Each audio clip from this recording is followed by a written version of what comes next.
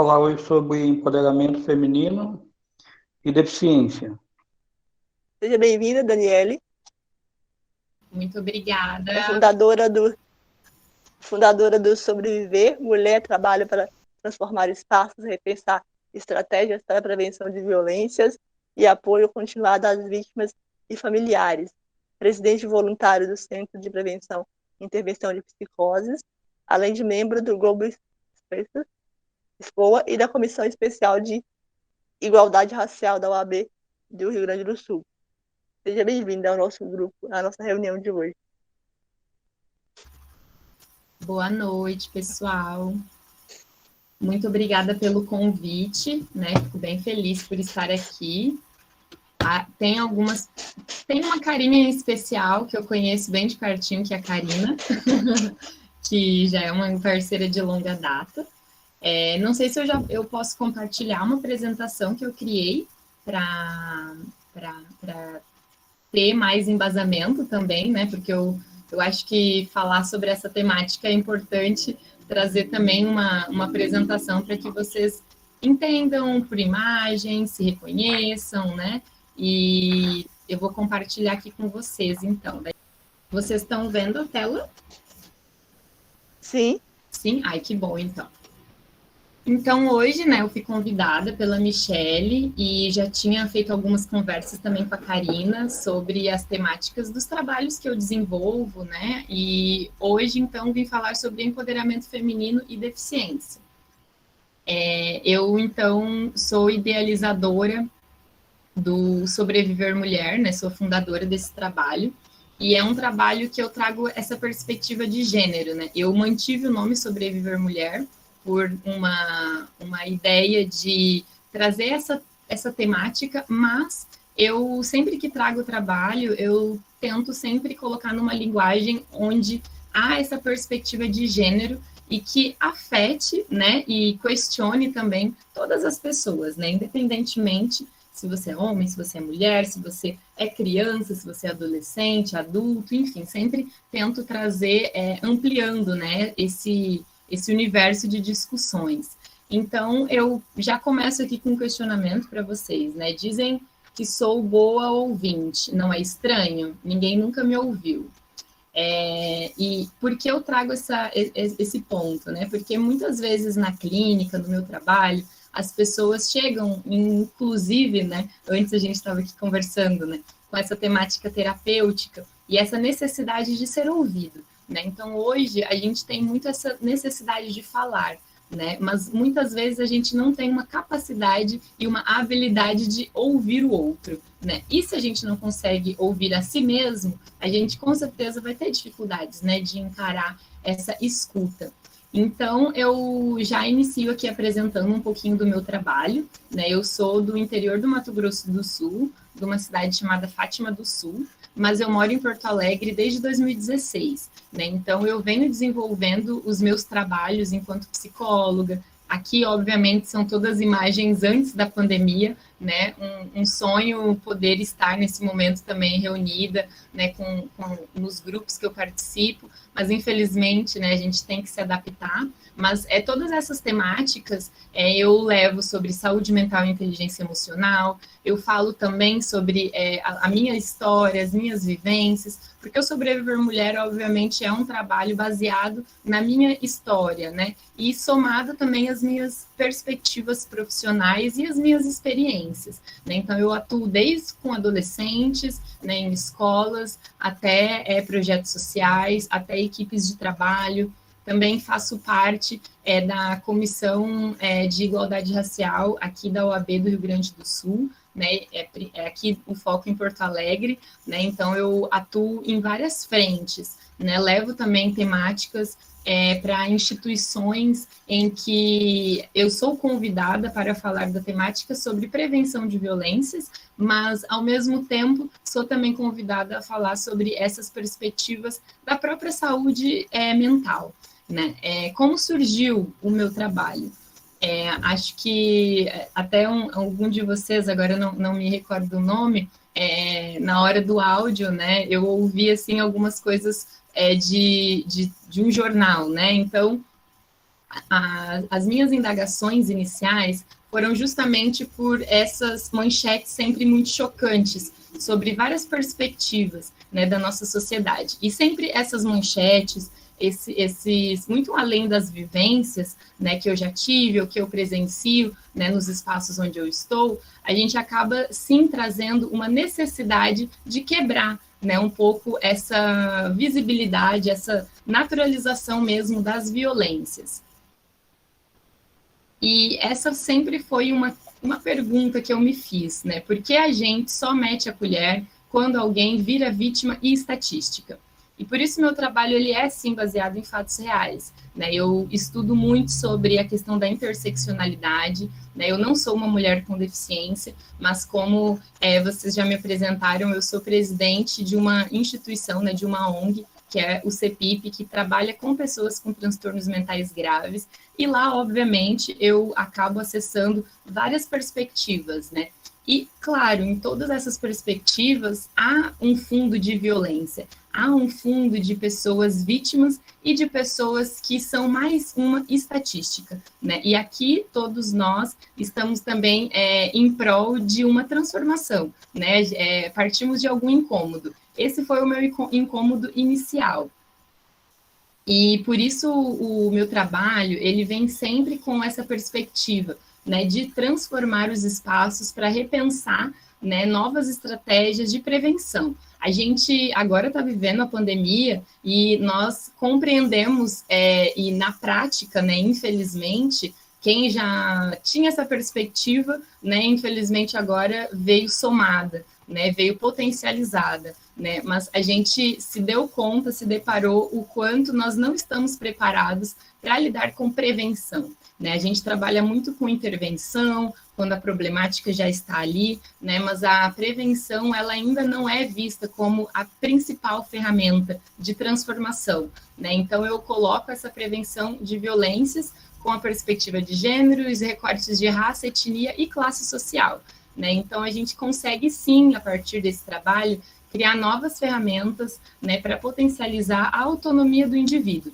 construir alternativas para transformar e alterar normas sociais e culturais, né? Porque a gente sabe que todas essas ideias naturalizadas, inclusive, né, sobre os preconceitos, os estereótipos, que paralisam, né,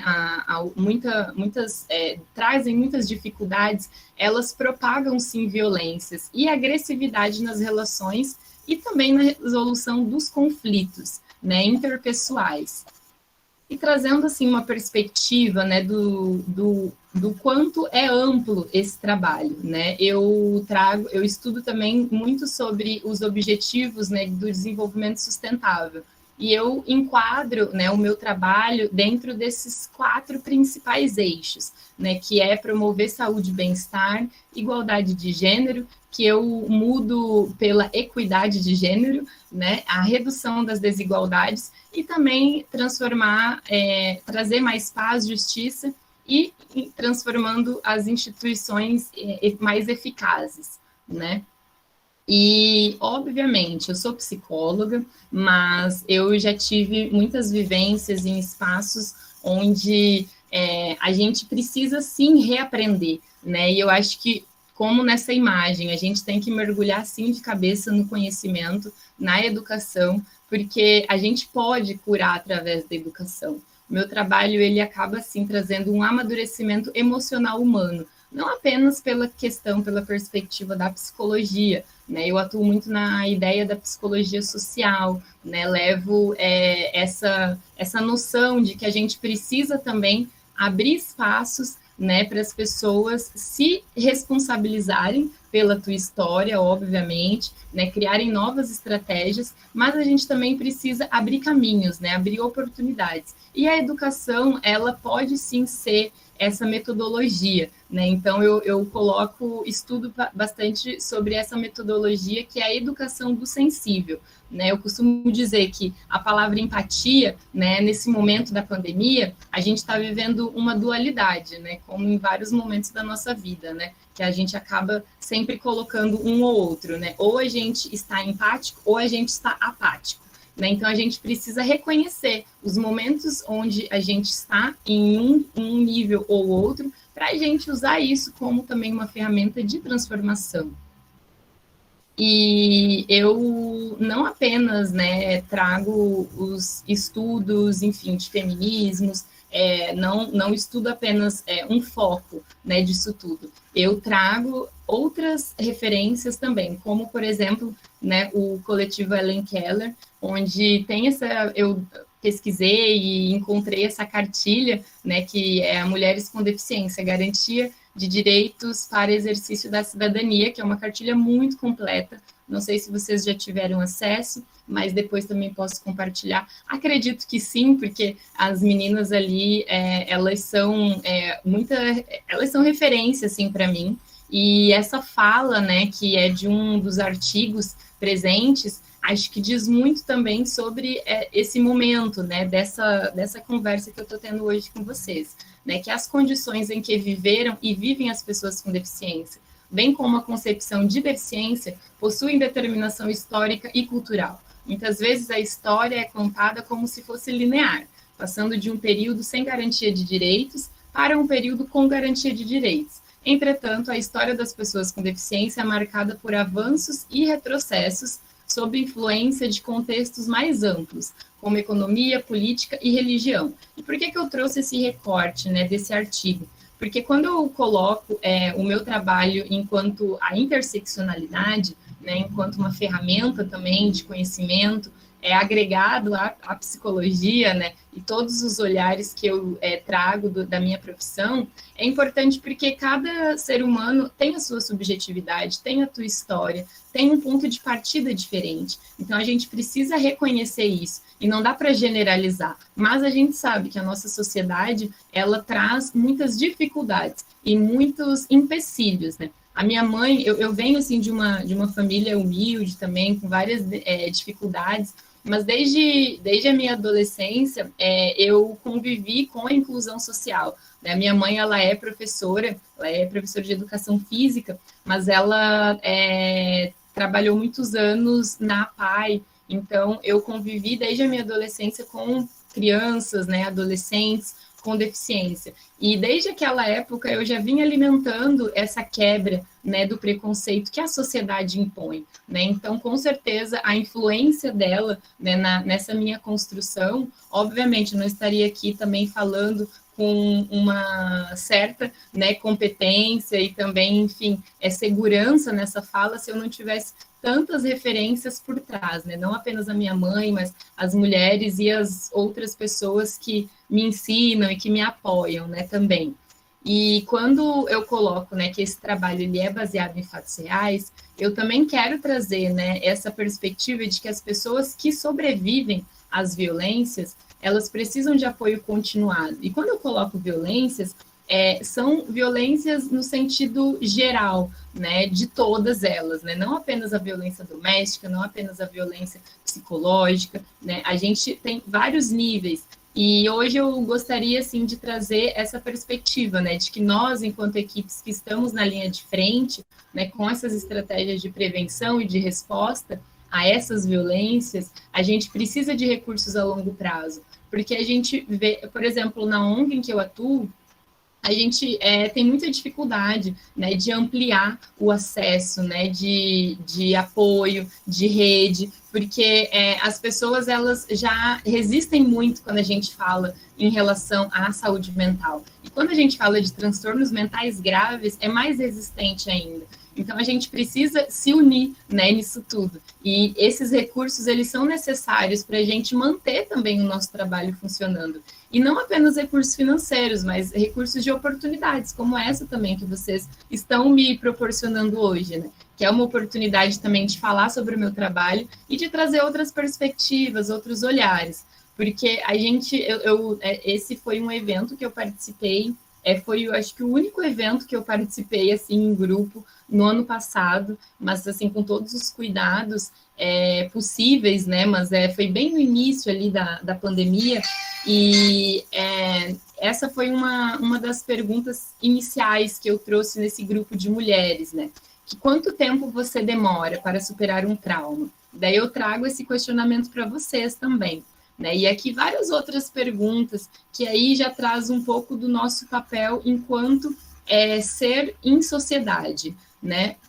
Como alcançar uma vida com mais autonomia e protagonismo se a sociedade me desempodera?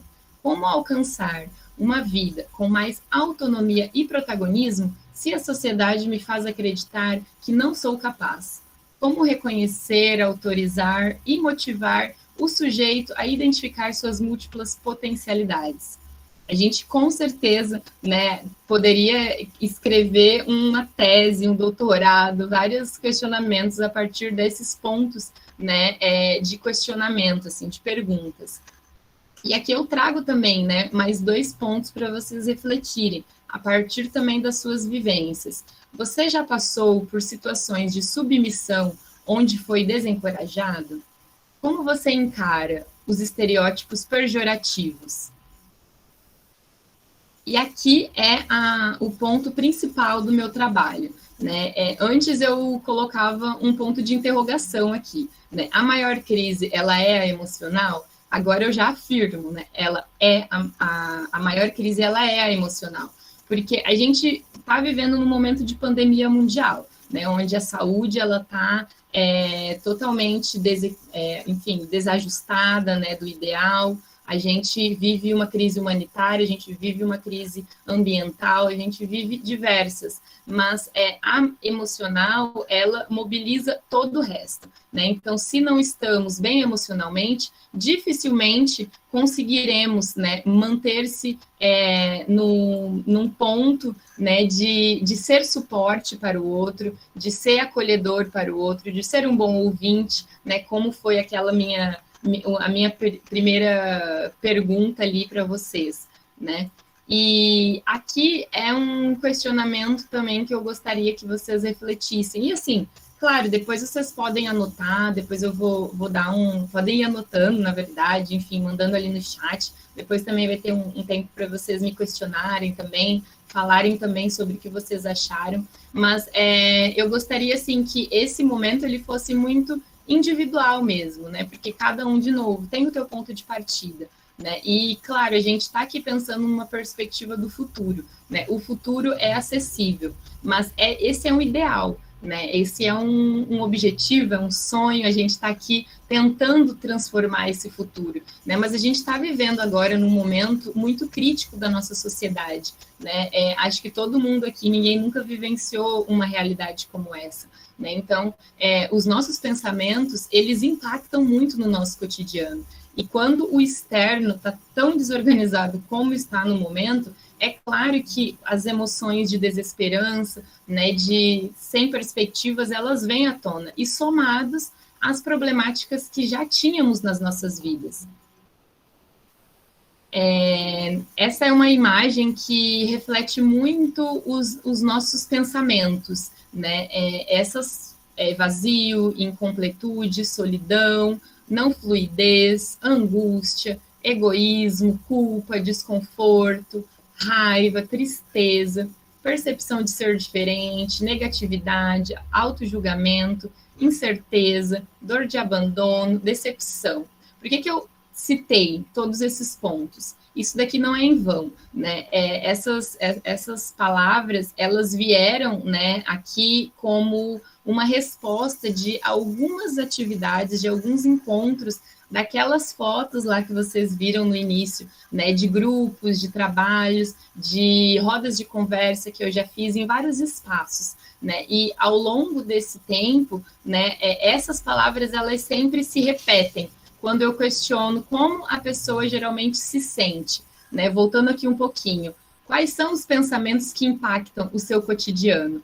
E como nessa imagem, né, a gente sempre parece que fica retroalimentando e girando nesses mesmos pensamentos e nessas mesmas emoções, né, de se sentir desconfortável, de se sentir culpado, com raiva, e todos esses, né? Se vocês fossem, nesse momento, listar, né, pensem assim, qual desses vocês colocariam como primeiro, né? Ou será que vocês nomeariam vários deles?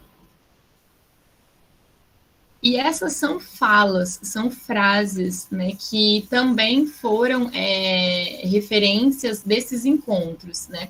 Acho que aqui todos já assistiram aquele filme, né, O País nas Maravilhas, né, da Alice e tudo mais, Alice no País das Maravilhas, e tem, ou leram um livro, né? E essa frase do chapeleiro, eu já usei essa imagem em muitos eventos, e eu acho que ela nunca sai de moda, né? Porque realmente vem a loucura em seu sorriso, mas não a tristeza em seus olhos. E como a gente estava comentando no início, né?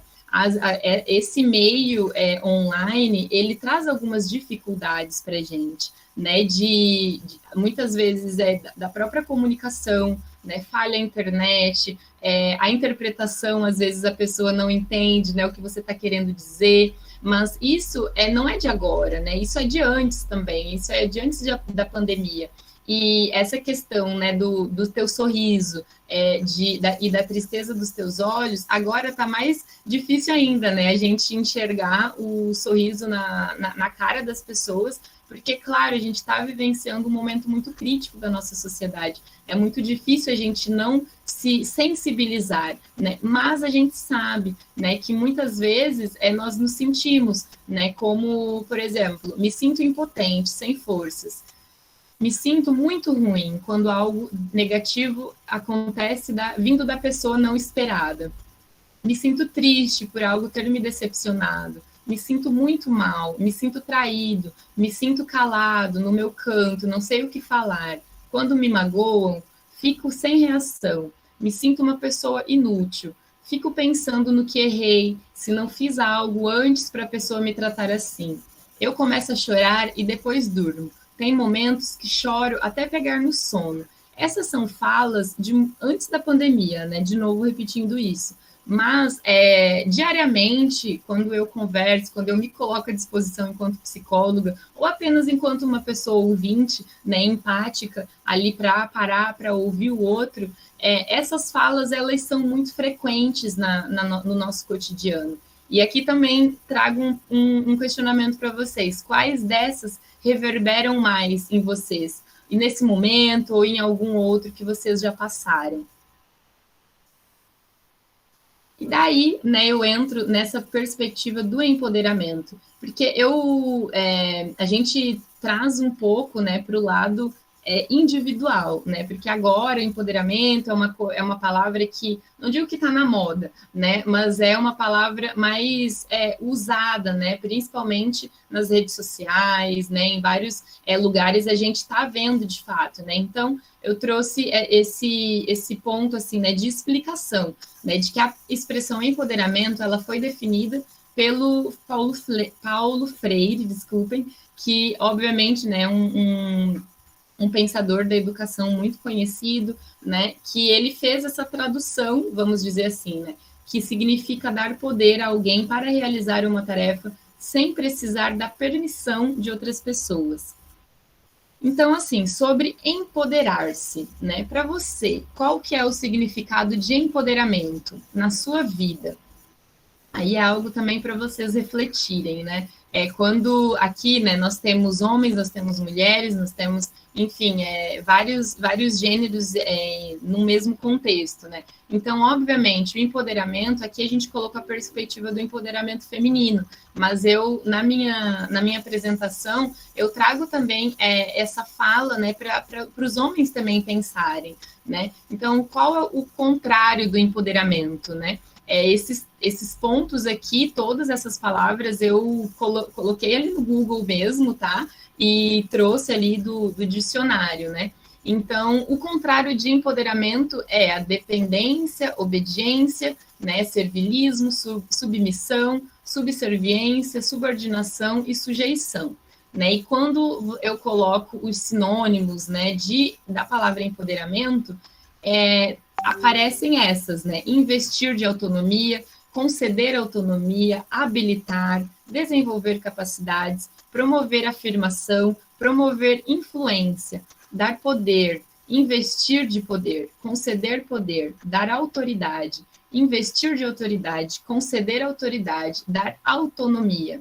E aqui também coloco, de novo, né? O que é empoderar a si mesmo, né? Por isso eu coloquei aqui, sobre empoderar-se, né? Porque a gente traz essa perspectiva muito do empoderamento como uma ferramenta generalizando, né? Para tudo a gente pode se colocar, né? Mas, na verdade, a gente vive uma sociedade que não traz essa perspectiva, né? Na verdade, é muito mais o contrário do empoderamento, né? Que colocam como natural, né? E por isso eu falo, sim, sobre empoderamento nesse contexto como prevenção de violências, né? Porque se a gente consegue trazer essa autonomia, né? E todos esses termos, esses pontos para a pessoa, com certeza ela vai conseguir conceber melhor, né? Essa prática de não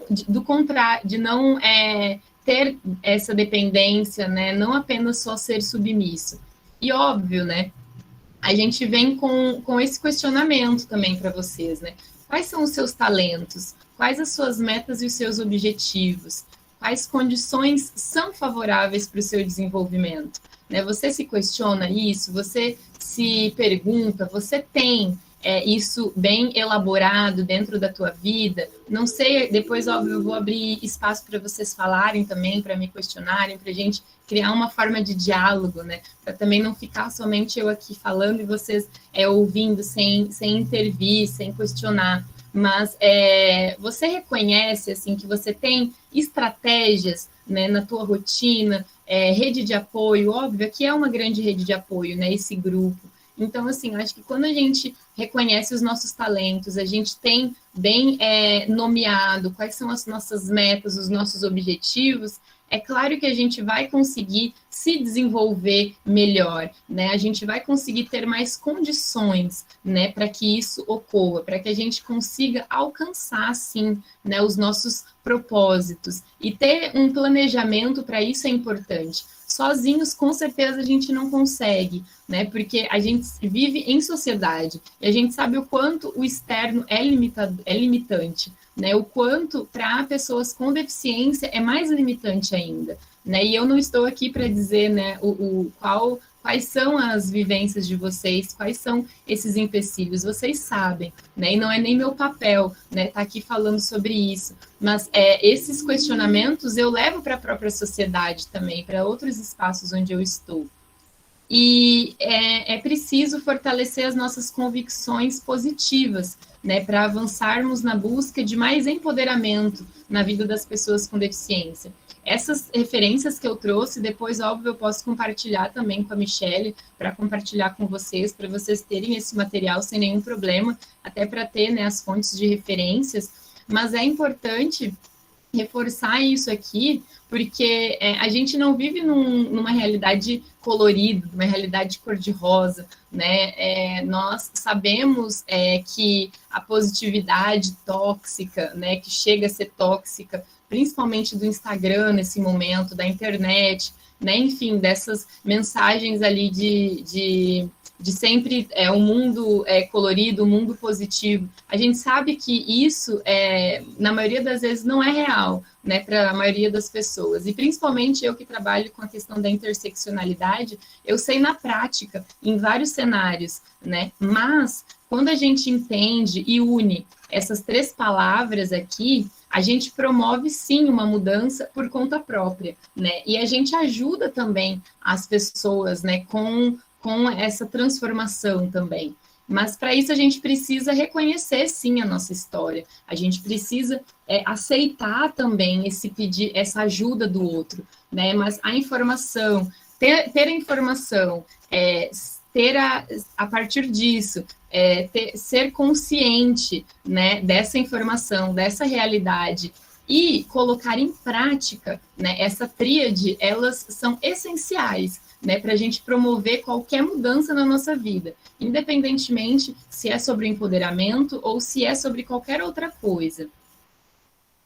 E aqui é uma imagem que eu acho muito potente em relação ao momento que a gente está vivendo, né? Nós falamos muito sobre, tá todo mundo no mesmo barco da pandemia, né? Mas isso não é real, né? Porque cada um aqui tem um ponto de partida diferente. Temos, obviamente, alguns olhares, algumas realidades, alguns pontos que nos unem, né? E que podem, sim, se complementar, podem ter seguido, né, os mesmos caminhos, mas, na verdade, todo mundo aqui partiu de um ponto diferente, né? Vivenciamos um contexto diferente. Então, eu não posso aqui trazer as minhas ferramentas ou dizer para vocês que sigam esse passo a passo para vocês se transformarem em pessoas empoderadas, né? Mas não, você, a partir da tua história, você tem que se questionar, né? E buscar também as alternativas a partir da tua possibilidade. Né? Então, aqui também mais uma perguntinha. Eu gosto de perguntar muito, né? Porque, de novo, não estou aqui para trazer nenhuma resposta pronta, né? Então, e é muito curto também, né? O tempo para, enfim, se a gente conseguir ampliar, né, ao longo prazo, é óbvio que a gente vai conseguir, né, criar alguns olhares, né, para todos e pensar também o contexto, as realidades. Mas e você? Você reconhece as suas capacidades e possibilidades? Você pode olhar para si observando novas perspectivas, sem sentimentos negativos, limitadores, que menosprezem sua capacidade profissional, pessoal e emocional. Porque lembrando lá no começo da minha apresentação, né, o externo, ele sempre incapacita, né, e quando você vem com uma realidade como pessoa com deficiência, né, com um transtorno mental grave, né, como vítima de violência, né, você já por si só tem muitos limitadores na tua realidade, né, então a gente precisa se acreditar, né, esse crédito tem que partir de nós mesmos, e se sozinhos a gente não consegue, se sozinhos a gente apenas tem pensamentos negativos que nos limitam, que nos menosprezam, então a gente precisa sim de ajuda, de uma rede de apoio, de uma rede de suporte, né?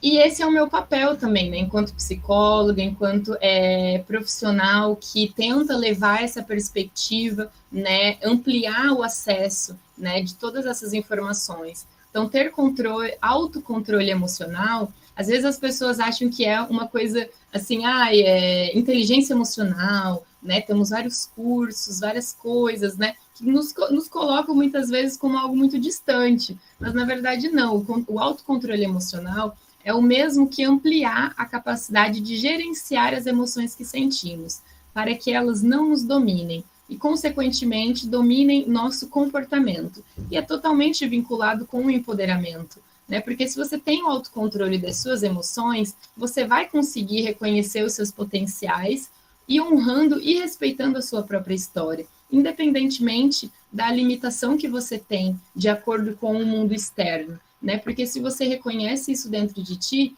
é mais uma força, né, motivadora na tua vida. E essas palavras aqui, né, que eu listei, que são resiliência, interesse, leveza, pertencimento, alegria, coragem, bem-estar, amorosidade, empatia, cuidado, afeto, segurança, sinceridade, sensibilidade, paciência, autoconhecimento, amor, esperança, coragem, tranquilidade e alívio. Todas essas palavras e essas sensações que elas nos trazem é de bem-estar, né? E com certeza, assim, quem aqui já teve um processo terapêutico ou já, independentemente se é a terapia, né, com um psicólogo, se é uma terapia alternativa, né, se é, enfim, yoga, se é escrita, se você busca na espiritualidade, se você busca nas trocas, né, se você consegue ter um bem-estar ou um propósito, né, e o empoderamento, ele traz sim isso pra gente, você com certeza vai ter mais a sensação de todas essas palavrinhas causam, né? E esse é o propósito, né? Esse é o propósito do meu trabalho também, porque essa conversa que a gente está tendo aqui, por mais rápida que seja, né? Por mais geral que eu esteja passando, assim, se eu deixar uma palavrinha dessa, né? Como um objetivo para vocês, né? Terem mais e potencializarem na tua vida, a gente já vai conseguir fazer alguma transformação, né? Você já vai conseguir se empoderar, né? Porque é aquilo, eu não estou dando empoderamento para ninguém, né? Não é o meu papel. O empoderar-se é o nosso propósito. E o não propósito é seguir essa imagem, né? Que às vezes, e isso eu vejo muito agora no processo da pandemia, né? No momento da pandemia. Às vezes a gente se reúne com a nossa rede de apoio, né? Com as pessoas que a gente gosta, com as pessoas que a gente ama, com as pessoas, enfim, né? De qualquer ambiente, parece que só para chorar as mágoas, né? E é importante a gente reconhecer esses espaços, mas é importante também a gente reconhecer se a gente não expõe isso, nós vamos permanecer reproduzindo todos aqueles pontos, como aquela imagem lá que eu passei lá no início, né? De que a gente fica naqueles pensamentos e a gente fica girando em torno disso. Engole o choro, engole o sapo, cala a boca, cala o peito, mas o corpo fala. E como fala? Fala a ponta dos dedos batendo na mesa, fala os pés inquietos na cama, fala a dor de cabeça, fala a gastrite, o refluxo, a ansiedade. Fala o nó na garganta atravessado. Fala a angústia. Fala a ruga na testa. Fala a insônia, o sono demasiado. Você se cala, mas o falatório interno começa. E é isso, né? Gostaria de deixar aqui as minhas redes sociais para vocês também, se fez sentido, né? Se vocês acham que essas palavras também que eu trouxe, essa apresentação pode proporcionar ou até ter aberto algum pensamento, né? Quero agora ouvir vocês também, né? Mas, enfim, já deixando desde já o agradecimento pelo espaço. Gente. Oi, Dani. Oi, Dani, tudo bem? É que Oi, eu tô com a internet muito ruim. Minha internet tá péssima, então eu não tô conseguindo falar direito aqui. Ai, tranquilo, aqui tá chovendo também. Eu tô no ônibus. Você não tá meio ruim. Dani, parabéns pela apresentação. Acho que trouxe aí muitos conceitos importantes.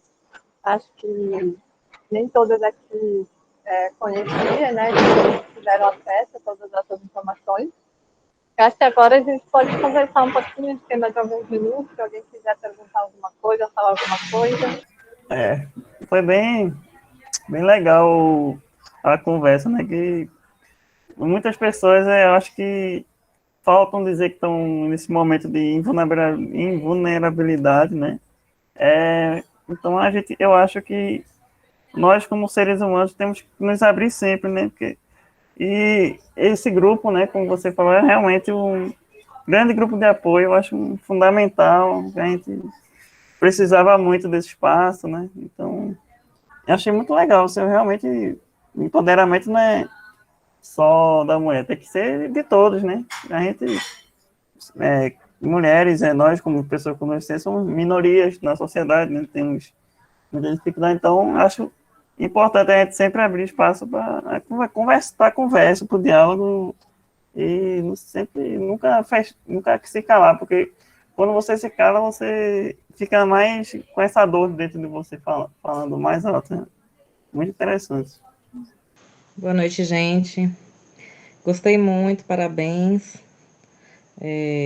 Realmente, como o Rodrigo falou, é importante a gente ter esse espaço de diálogo, né? Sempre, por mais que a gente saiba, por mais que a gente tenha consciência, mas o ouvir sempre traz novas reflexões, novos olhares, sempre traz uma revisão do que a gente pode fazer melhor, do que mais a gente pode fazer, e assim, só agradecer, né?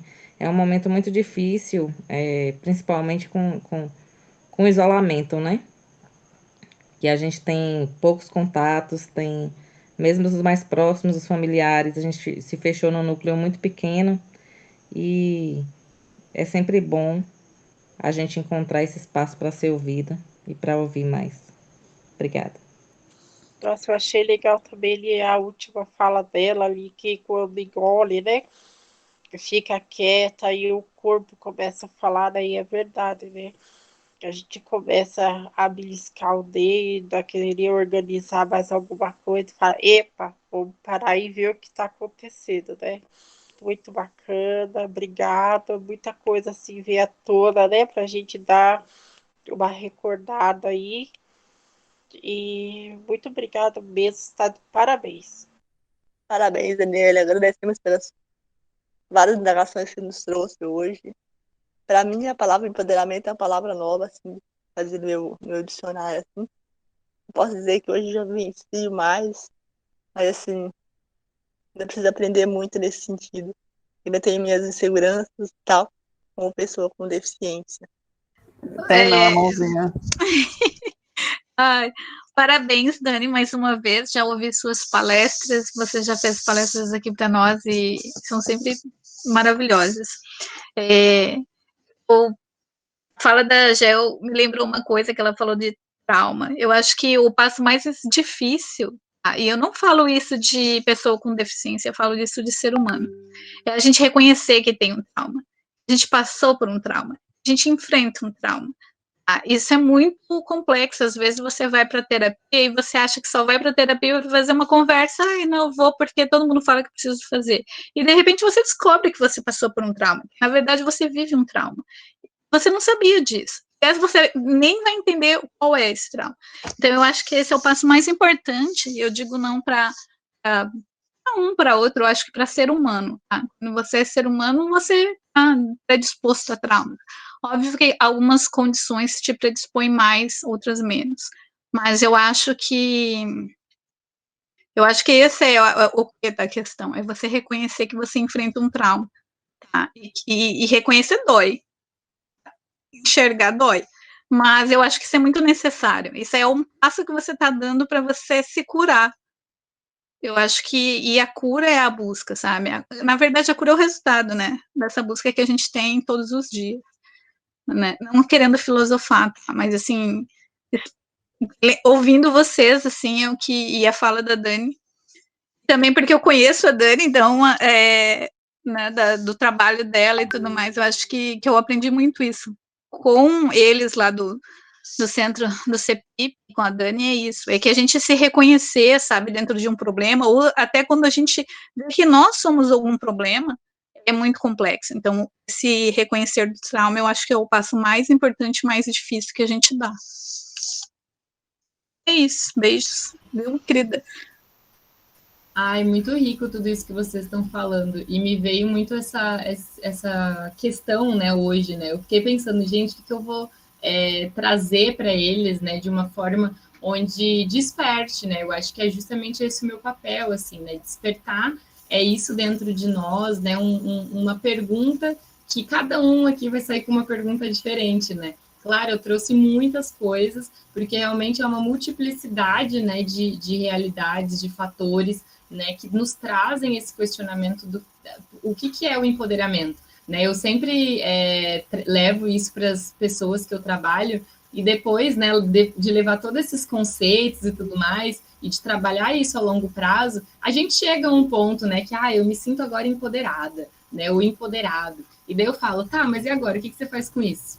Né? E isso gera um outro questionamento, gera uma outra dúvida, né? Uma outra angústia também, porque é isso, não há uma resposta certa, né? Porque de acordo com cada realidade, né? A gente é aquilo, assim, eu tô bem confortável do jeito que eu tô, mas às vezes é aquilo, será que eu tô confortável mesmo ou eu estou acostumado ali a esse desconforto, né? E isso acontece no decorrer da nossa vida, independentemente, né, da classe social, da raça, da etnia, né, da condição física, da possibilidade de transformar essa realidade, né? Mas o autoacolhimento, né? Ele é isso que vocês estão fazendo aqui agora, né? De ouvir, mas de reconhecer também, né? Isso despertou mais em mim, né? Ou então várias coisas me despertaram. E a partir disso buscar dar um passo, né? E esse passo pode ser para uma terapia, pode ser para, como a Michelle falou, né, criar vários questionamentos e a partir disso buscarmos estratégias, né? E é isso também, estou aqui disposta, estou muito feliz pelo feedback de vocês, né? Para mim, assim, sempre falo para a Karina, assim, quando ela me convida, né, para trazer as temáticas, principalmente para a área das pessoas com deficiência, eu sempre tenho muito cuidado, porque às vezes eu tenho receio, né, de invadir o espaço, de falar alguma coisa que não é o correto, mas eu estou aqui aberta também para aprender com vocês, né, e claro, me coloco à disposição também para como a Michelle falou, né, dar continuidade, acho que justamente esse é o meu papel, como eu coloquei ali inicialmente, né? O apoio continuado, né? Porque não dá para simplesmente eu vir aqui, abrir um monte de caixinha, né? De vocês, de dores, de angústias, e também não me colocar à disposição para dar continuidade a esse apoio, né? Porque é isso, a gente precisa dar esse primeiro passo, né? E às vezes a gente passa anos e anos levando a mesma pergunta, a mesma dor, né? Revivendo os mesmos traumas, né? E as mesmas dores, e isso acaba potencializando ainda mais aquela angústia, né? Aquele sofrimento. E não que a gente vai esquecer, né, o que a gente viveu, porque fica na memória, né? Mas a gente vai passar a olhar com outros olhos também para aquilo. E outra coisa, passar a olhar com outros olhos para nós mesmos, né? Para a nossa potência. E isso é um empoderamento, né? E não tem uma fórmula mágica, né? Se alguém aí na internet vende isso, não acreditem, porque isso não é real, né? Se fosse, eu já queria, assim, ó, tá riquíssima só de estar falando, né, sobre essa temática. Acho que podemos encerrar. Agradecemos muito, viu, Daniele, pela sua apresentação, muito riquíssima. Trouxe várias indagações para a gente refletir. Aí talvez a gente pudesse combinar depois, né, de fazer outros encontros para discutir algumas questões que fossem consideradas relevantes dentro dessa temática.